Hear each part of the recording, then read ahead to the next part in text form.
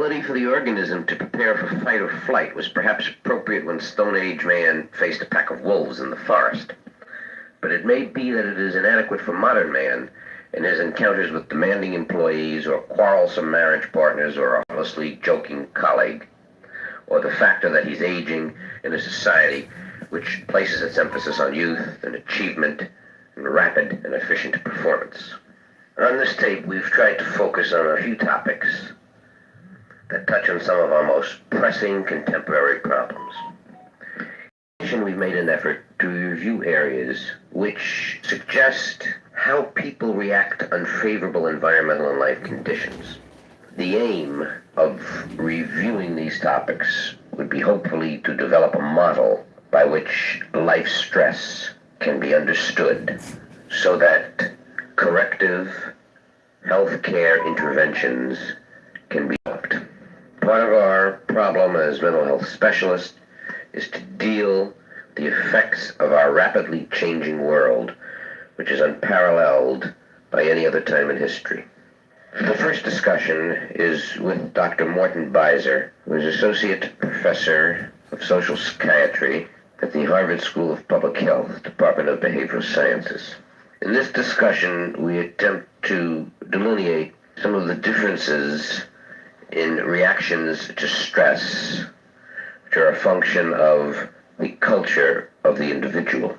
Now, this requires that we look at what kinds of life situations precipitate stress in different cultures, what are some of the typical ways that individuals from different societies cope with the pressures of their society. I asked Dr. Beiser about the different types of political and social values that might be important influences on the kinds of stress that people undergo.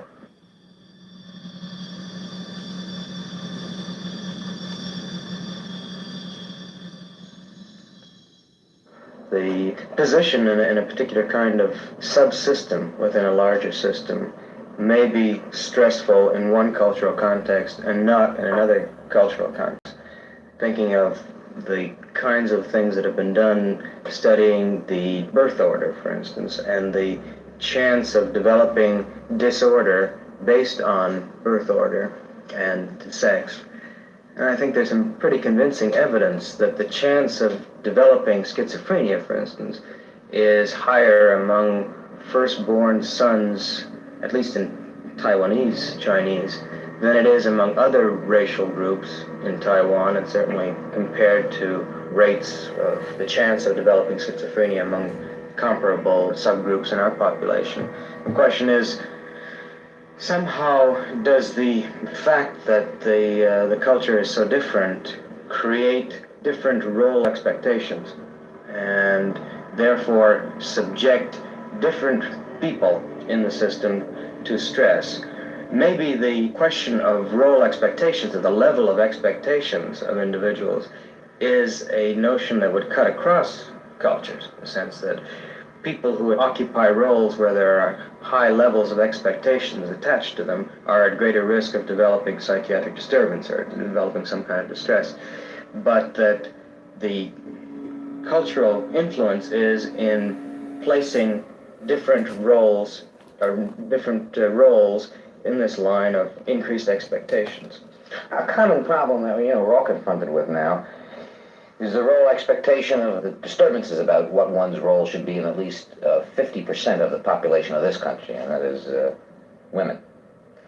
And what can we say about the role expectations that's related to different cultures in the world today in relationship to men and women, and whether we see a higher or lower incidence of psychopathology in men and women because of different expectations? There are at least two dimensions that are important, and one is the level of expectations, and the other one is the clarity of expectations. And probably with regard to women, at least in westernized, technologically developed societies, the problem is confounded by not only increased expectations, but a certain ambiguity about what these expectations are.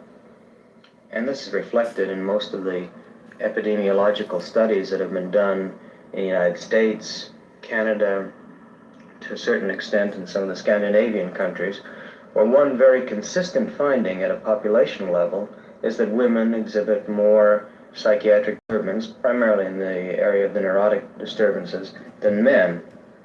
And the only place that I know of where an epidemiological study has been carried out where that has been reversed, where women actually show less psychiatric disturbance than men, was a study that was carried out in Nigeria about 10 years ago among women, well, among a tribal group, the Yoruba, living in 12 small villages in western Nigeria.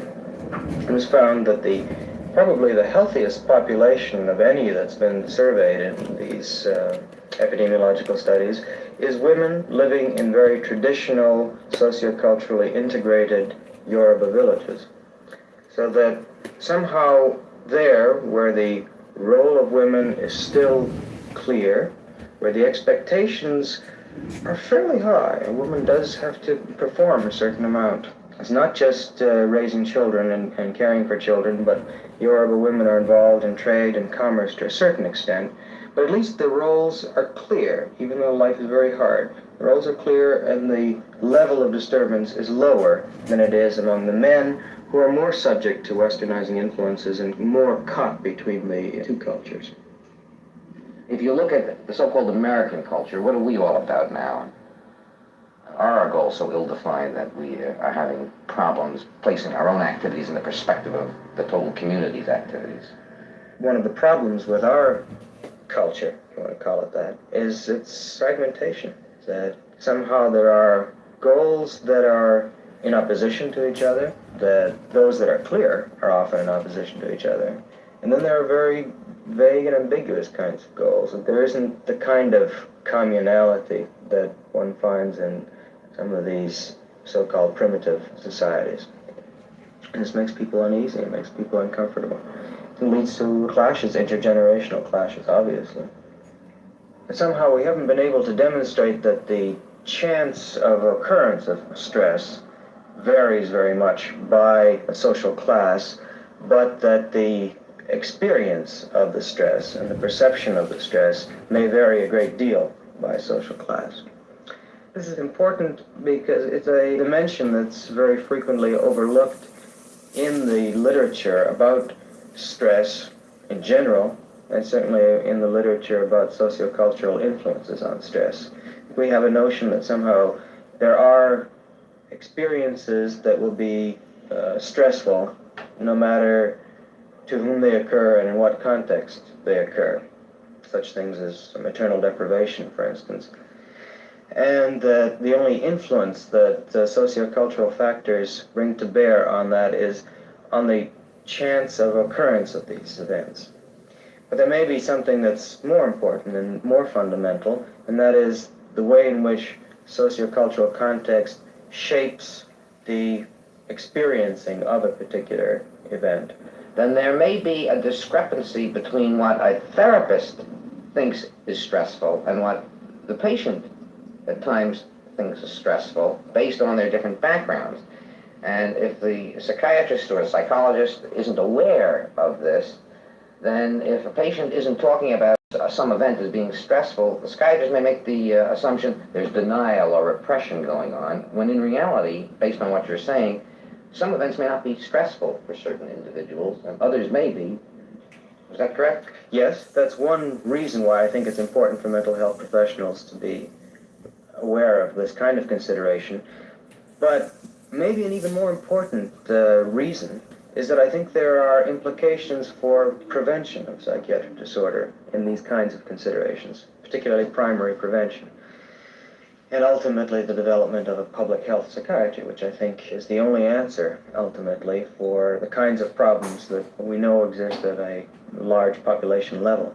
Another important aspect of trying to understand the impact of cultural factors on mental health problems is what influence culture has on the reactions to stress, particularly the maladaptive reactions, the psychopathological reactions. For example, are there a difference in the kinds of symptoms that people in various cultures show? What kind of shapes those differences? The most current thinking is that psychiatric disturbance is more alike than it is dissimilar across cultures, but that the cultural influence may be at the more pathoplastic level, that it shapes the secondary symptoms. For instance, if you have a notion of schizophrenia as some kind of a basic process, that the cultural influences may shape the secondary symptoms, whether you tend to find more withdrawn behavior versus more aggressive behavior in different cultural settings, and certainly what the content of hallucinations and delusions will be is obviously shaped by culture. And the notion that there are specific disturbances, specific syndromes in different cultural groups has tended to fall out, although I can probably point to some that are culturally specific and maybe raise some questions about what the particular cultural stresses are that shape those disturbances. But I think somehow a more important question, or a more vital question than looking for culturally specific disease patterns or illness patterns, is looking at what a culture defines as disturbance, and somehow the breadth of coverage within cultures, and how this varies, what the tolerance for behavior is, looking at it from a different perspective. That gets us into the bit on the iatrogenic factor and the influence of culture on therapist behavior and therapist perception, which you've already referred to.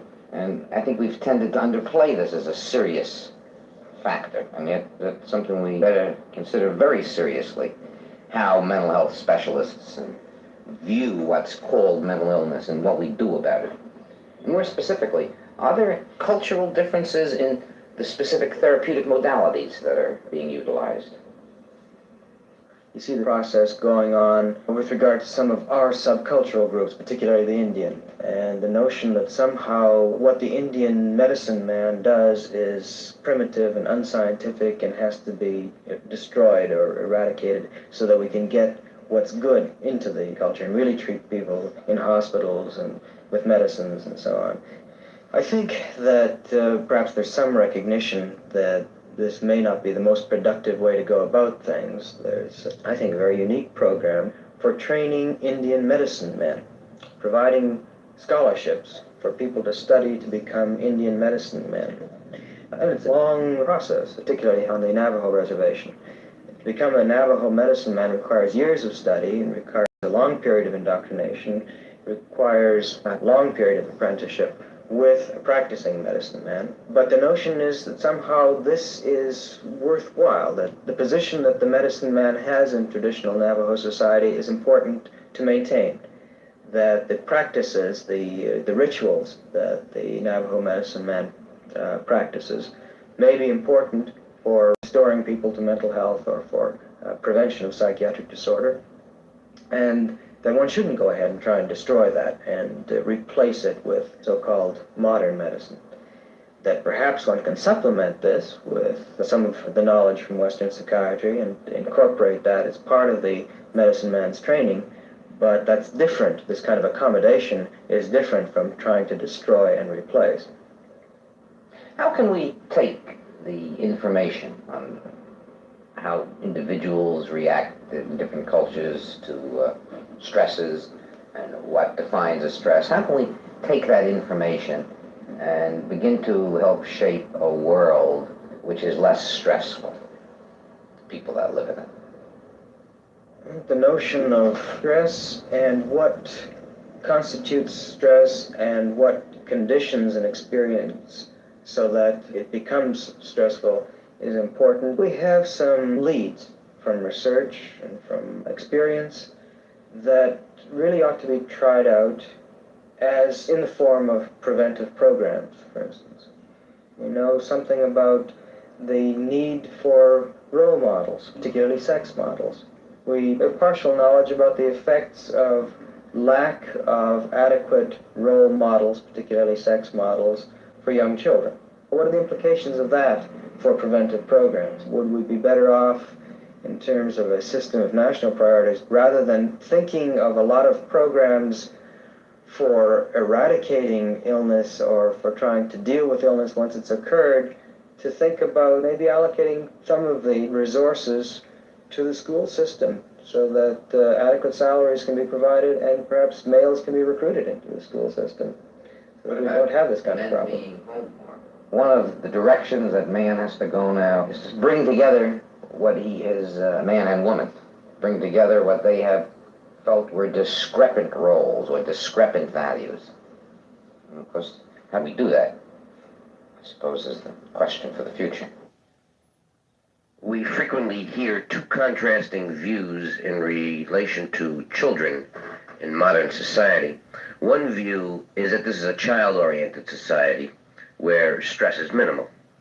And the opposite view is that there is a conspiracy against children, so that stress is marked and alienation is a frequent response resulting from that stress. The focus of the next discussion will be on the psychosocial influences which are currently important in terms of childhood and adolescent stresses in contemporary society. Naturally, we're interested in how we can reduce the stresses imposed on children in our modern world. The discussants are Dr. Gerald Steckler, who is acting chairman of the Department of Child Psychiatry in the Division of Psychiatry at Boston University, and Dr. Leon Eisenberg, who is chairman of the Department of Psychiatry at Massachusetts General Hospital in Boston. Dr. Steckler speaks first. René Dubos, a rather famous developmental biologist, said that the problem with man is not that he is unable to adapt to atrocious environments, but rather that he is able to adapt to atrocious environments. And I don't think anybody has thought of any environment yet that man does not only survive in, but in fact multiplies in. We will tolerate things that probably no other organism would stand for. He would have the good sense to lay down and die. I think one of the questions looked at from the point of view of ego psychology, which is more than just adaptation to existing environment. It's a question, to what extent do we control our environment? To what extent do we determine who makes those decisions? And the system seems to operate, nobody makes those decisions. The changes just occur and then we're caught up in it and have to do something about it. So I think that the educational process or the acculturation process has to have two components in it. One is you do have to give each individual who is dropped into this rapidly changing situation the capabilities, the equipment, the cognitive skills that he requires to deal with the situation as it is. But he also has to get some kind of historic perspective on the world. And as part of the educational process, not only to live in the world as we know it, but to really start facing the questions from the very beginning of life. What kind of a world do you want? And that this should be as much an issue of schooling as is learning how to read and write, so that we start gaining some control over the rate of change or the directions of society, rather than just assuming we are the passive recipients of this who must deal with it as best we can. The problem is we have never yet developed the imagination to do it. In science, there was a discussion of a House of Representatives vote to establish an Office of Technological Assessment. And in the discussion of that, serious questions were raised as to whether the scientists have the capability to predict effectively what the consequences of introducing some new device into the battery of technology would be. However, that doesn't alter the fact that we damn well better learn how to do it. The real chore is to examine what it is one wants in life and to prepare children to look at life in order to be able to guide it in the direction that brings satisfaction rather than being passively manipulated by it.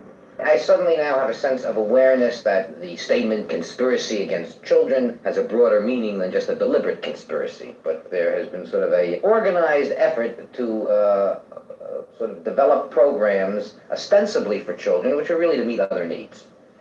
All right, I buy that, and I've been part of that conspiracy, if you will, and I say, now we've got to do something else. Now we must develop programs which will be helpful for children, to help them develop a greater sense of happiness, be able to adapt to a world which they will have some part in shaping. And what do we need to know about children and human development in order to develop these programs? Are we going to be able to improve things by social change only, which, will have to be massive, but are there other things we have to know? I can't see an effective or meaningful school system that is not a participant in the change of society. The change of society by reform if necessary, or a change that may have revolutionary implications if the forces are so constraining that it takes revolution to change it. Now, this is a very different role from what most people conceive of for the school system, but let me point out to you that that was exactly how the public schools were conceived of by those people who founded this country. Benjamin Rush, who is one of my personal heroes, was the first American psychiatrist and a signer of the Declaration of Independence, spent a good deal of his time propagandizing for a free public school system on the argument that only a public school educational system could prepare a citizenry for the survival of a democratic society. Here's where I think our background and whatever meager skills we have as behavioral scientists can come into play, because we can look at, say, parental attitudes, and they have been looked at with respect to school, and they're dismal. You can blame the school system for what they're doing, but on a national survey, it turns out that 65% of adults surveyed indicated that the most important value that they attached to the school system was discipline. And you can sort of throw up your hands and say, well, what can we do with something like that? But you can also ask, well, why are the adults holding that position? How deeply held is it? Is it a defensive posture because they don't see any alternates, because they don't know of any other way to live, and so must hold on with desperation to what they feel is the only avenue to survival and maintaining some kind of equilibrium? And I think that what we have to do, agreeing entirely with your idea of parent participation in the educational process and for the schools to address themselves to the parents as well as the children, is to examine these attitudes and not only to analyze them in a sense for the parent, but for people to offer an alternate model, that there is another way to live, that you aren't giving up all that much, and in the long run you will in fact benefit from some kind of change in your way of living, whether it is giving up the belief that the most important thing that the school system has to offer is to discipline the children so that they won't rebel against the parent generation. This, I think, introduces questions about the future and the direction we go in. I think at the very beginning of our talk together, we indicated that we had to somehow bring to an end the fact that technology was shaping the culture, in a sense, and that it had to be the needs that grew out of the people who lived within a culture that shaped the technology, and that we use resources in the service of the needs of people and the desires of people. Well, we can look to future developments in things such as biochemistry and neuroembryology and a better understanding of structural and morphological characteristics of the nervous system. And it's possible that with devoting resources, we might be able to define sort of certain potentials and capacities that newborns might have. And we all go on the assumption that stress is experienced in some sort of an interaction between what an individual brings into a situation and what he's exposed to. Now, the question which comes up is, with the current inequities with which groups within our culture are confronted, with the terrible moral and ethical problems which need to be altered and modified, should we be devoting our resources to expanding knowledge, to clarify sort of the biological development so that we can better predict how people will respond to stresses and how we can better train them and educate them? I would say that one needs more information even as one acts on the information currently available, that the support of research is part of what I would see as the activities of a moral society when it's finally created. That is, if one assumed that one no longer existed, surely one of the glories of human life is study, is the search for new knowledge, the confrontation of the problems of the universe, asking of philosophic questions, painting, whatever you like. And these are not superfluous but essential human activities. That they have practical consequences, I think, is a nice incidental benefit, but I think they deserve to be supported just in the interests of the human spirit. So I would certainly not support those who feel that given the urgency of social application, it makes any sense at all to wipe out the scientific enterprise. I think one is planning for the future. One is trying to grapple with problems that are not so easily answered at the present, as a matter of fact. It is legitimate to ask how the scientific dollar is dispersed, to what extent it is related to problems that are of social urgency to mankind, if one doesn't get carried away too far, since the prediction of relevance is very difficult at the beginning of a scientific undertaking. I would certainly argue very strongly for the maintenance of this, even as we try to apply those things that I've said we know with such certainty. The thing I would stress, though, and that's a very serious problem that I haven't the political sophistication to be able to answer. Up until very recently, the favorite American belief that bigger is better and that progress is endless led many people to the feeling that poverty could be eliminated by simply increasing the gross national product without ever having to take away from them that has in order to give to them that ain't got. It's now perfectly clear that we're going to have to aim for something like a very gradual incline or maybe even a plateau in the growth of productivity. And under those circumstances, with a limited amount of goods and services being produced, then the question is the present distribution to be maintained?